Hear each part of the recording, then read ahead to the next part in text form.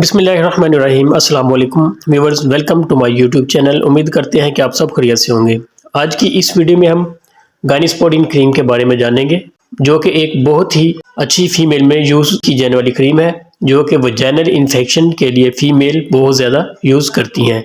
तो आज की इस वीडियो में इसका सही तरीका इस्तेमाल और इसको प्रेगनेंसी में किस तरह यूज़ किया जाता है, ये तमाम इन्फॉर्मेशन आज की इस वीडियो में आपको प्रोवाइड की जाएगी। इससे पहले हम आपसे गुजारिश करते हैं कि जिन लोगों ने हमारे YouTube चैनल को अभी तक सब्सक्राइब नहीं किया हुआ या हमारे चैनल पर नए हैं, तो वो हमारे चैनल को सब्सक्राइब कर लें ताकि मेडिसिन से रिलेटेड इन्फॉर्मेशन डेली बेसिस पर आपको मिलती रहे। तो गायनीस्पोडिन क्रीम की अगर कंपोजिशन की बात की जाए तो व्यूअर्स, इसमें क्लोट्रामाजोल पाया जाता है। क्लोट्रामाजोल जो कि एक एंटी फंगल है, ये हर तरह की फंगल इन्फेक्शन के लिए इस्तेमाल किया जाता है। ये क्रीम 36 ग्राम की पैकिंग में अवेलेबल होती है। तो अब बात करते हैं कि इस क्रीम को किन किन कंडीशन में यूज़ कर सकते हैं।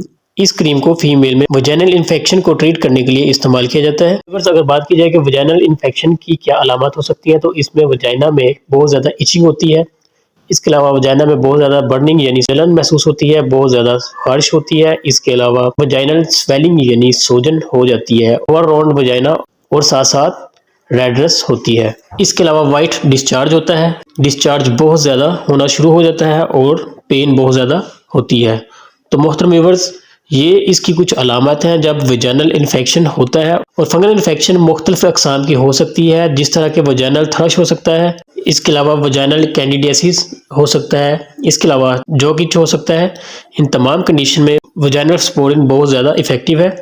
अब इसके तरीका इस्तेमाल को जानते हैं कि इसको किस तरह से यूज़ किया जा सकता है। तो व्यूअर्स, इसकी पैकिंग में एक एप्लीकेटर मौजूद होता है। इस एप्लीकेटर में क्रीम को फिल करके वजाइना में इंसर्ट करना होता है।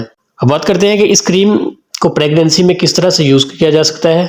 इस क्रीम को प्रेगनेंसी में एप्लीकेटर की मदद से वजाइना में इंसर्ट कर देनी है और इस क्रीम को दिन में एक मरतबा ही इस्तेमाल करना होता है और तकरीबन 6 डेज तक इस क्रीम को यूज़ करें या अपने डॉक्टर की हिदायत के मुताबिक ही इसको यूज़ करना है।